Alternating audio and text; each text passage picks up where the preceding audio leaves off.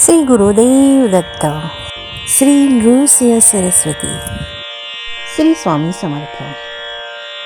वाडीचा प्रसन्न सुंदर परिसर, मंद वारा सुटलेला असतो आणि आपण दत्तगुरूंच्या समोर असतो आणि नकळत आपले हात जोडले जातात आणि आपलं एकच मागणं असतं, शांत शांत शांत. मग आपण दत्तगुरूंकडे काही मागत नसतो. मला सगळं मिळालेलं आहे.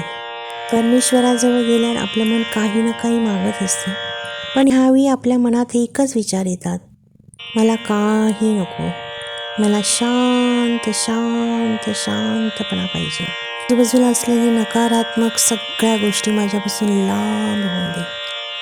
मला त्याची जाणीवही होऊन देऊ नकोस आणि कोणत्या गोष्टीचा माझ्यावर परिणाम देखील होऊन देऊ नकोस. आणि या शांततेत आपला संवाद शब्दाशिवाय दत्तगुरूंशी चालू असतो. आणि आपण काय करतो? दत्तगुरूंशी आपला संवाद चालू असताना दत्तगुरू शांत असतात.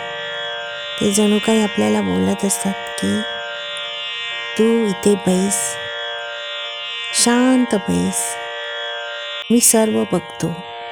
आणि तोच विश्वास आपल्याला आयुष्यभर पुरतो. आज मला दत्तगुरूंचा एवढा चांगला अनुभव आलेला आहे की त्याच्यामुळे माझं पूर्ण आयुष्य बदलून गेलं आहे. माझ्या सगळ्या गोष्टी, माझे संरक्षण दत्तगुरू करतात. माझे संरक्षण श्री स्वामी समर्थ करतात.